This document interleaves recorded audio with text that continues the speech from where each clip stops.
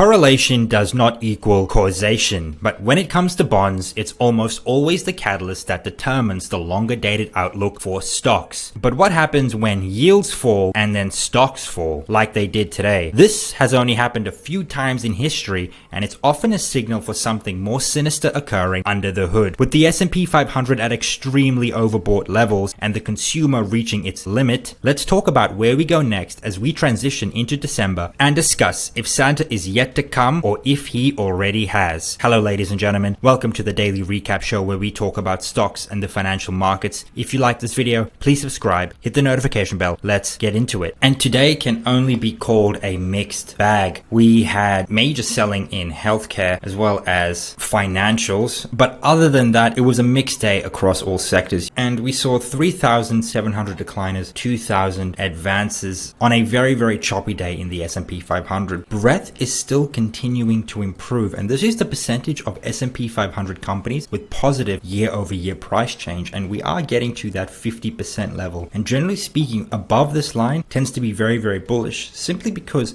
about 50% of S&P 500 companies account for about 80 to 83% of earnings, which means that once you get above this line, you could say that the biggest chunk of the S&P 500 is contributing to positive price performance year over year. And this is what you want to see. So we're just below it right now. When we do get above it, it's going to be very constructive for further rallies into 2024. This week, we normally are expecting a very bullish week. The post-Thanksgiving week tends to be very bullish, up 1.3%, 79% of the time. But coming off a very strong November, we can normally expect a loss of 0.5% when we've been up more than 3% in the last 22 trading days. There are major catalysts this week, especially for technology. We had Zscaler report today. They were sold off after hours. But Tuesday, tomorrow after the close, we have CrowdStrike, Workday, Intuit, Splunk, HP reporting. Then we do have CRM and Snowflake on Wednesday. CRM is often a barometer for software as a service companies. And then Foot Locker, Dollar Tree, some big retailers there as well. A very big 2 days coming up for earnings, especially on Tuesday and Wednesday. And with a lot of tech names reporting, we've seen a huge uptick in technology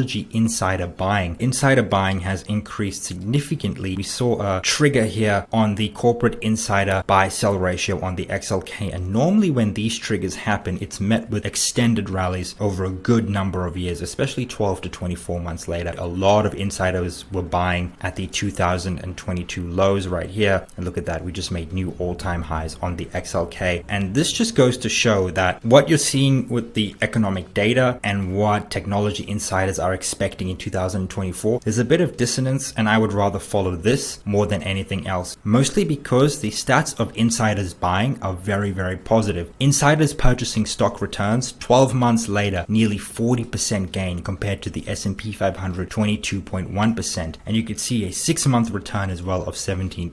So this is very positive for technology, which continues to be the leader in the S&P 500. But let's have a look at treasuries, because they are the gravity that governs everything. And treasuries fell nearly 10 basis points today. There was a lot of bearishness towards yields, and this bid up bond prices. Look at the 25-year plus, the PIMCO Treasury ETF, up 2.5%. Very volatile. That's because yields were volatile. And one of the reasons why is because CTAs are covering their short bonds, according to BOFA. While our model CTA is currently short the 10-year treasuries, and our models remained short while we are projected to see covering next week. This was released on the 24th of November, and that's probably what we're seeing. We're seeing systematic flows in treasuries covering, and that's why I think, a lot of the bonds were a bit up today in terms of the bond prices, and yields fell. The high grade spread hit its lowest in over a year, and what essentially this is the extra yield you get for holding a corporate bond versus a treasury. And normally what this signifies is confidence in the creditworthiness of corporate borrowers. The lower this gets, the more positive people are towards the economy, and it is often a signal of incoming rate cuts. So we are expecting about 50 to 100 basis point cuts next year, and this is the returns you can expect. Now let's assume a 50 basis basis point rate cut in March next year. In the 20-year Treasury, you can expect about an 11% increase, and the 30-year 13%. And if you were to get 150 basis points, you can expect anything from 26 to 33% in bonds. Now, what about other asset classes? Have a look at gold. This is the returns for when the Fed has paused and then cut rates and the subsequent returns. This happened in 2008, 2020. Every time the Fed cut rates, gold rallied 66%, 189%, 50% in 2020. And this is where we are right now. Fed has paused. We are expecting rate cuts sometime next year, start of next year, middle of next year. And we should see a rally in gold if history is anything. But let's talk about digital gold. And the Bitcoin halving is happening on the 4th of April, 2024. And you could see a pre-halving, post-halving. This is log scale, by the way. Bitcoin tends to rally pre-halving and then even bigger rallies into post-halving. Pre-halving 3.4x rally, 30x post-halving. And this is the expectation in 2024, 2025. 2.3x return and a 4.2x return post-halving. And analysts are expecting Bitcoin to rally anywhere to about the 147,000 level. So keep Bitcoin and gold on your radar,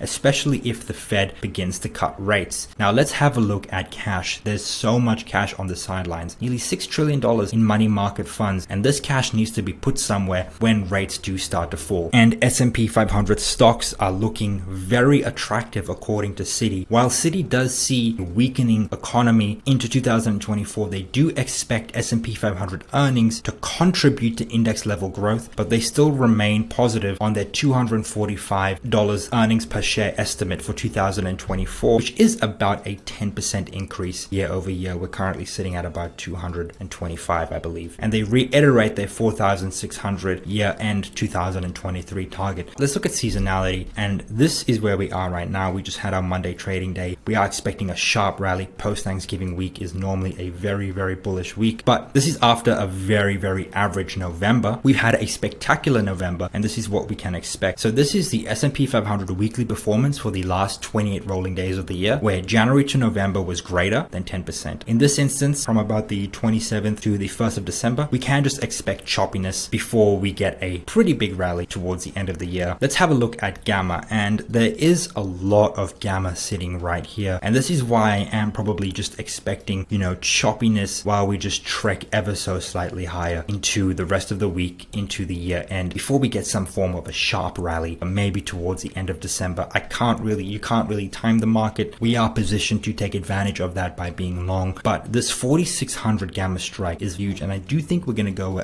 ahead there and hit it. I think dealers do want to get the S&P 500 at this level just so that they can hedge, and this will probably be the most amount of hedging they need to do into the December OPEX. I also want you guys to notice one specific thing right here. The HVL, the high volume level, has moved from 44.20 all the way to 44.95, and this is where positive gamma turns into negative gamma. Now let's hop on the charts. This is the futures chart, the year-to-date chart of the S&P 500. Very, very strong year to date. Looking at it more closely, this right here is the 4495 level, where we go from positive gamma into negative gamma. I do expect all sell-offs above this area to be met by bull demand to go ahead and break the 4600 level. This is the core gamma strike, and what I'm thinking happens this week is that we probably just continue to base around this area, trek a bit higher into the 4600 level before we do see some form of a sell, which will be met by bull demand, move higher into December. This pullback, I'm thinking, is going to be sort of a garden variety kind, but I do think that we're going to go ahead and hit 4600 first before we do see any type of significant pullback. And being in a positive gamma environment,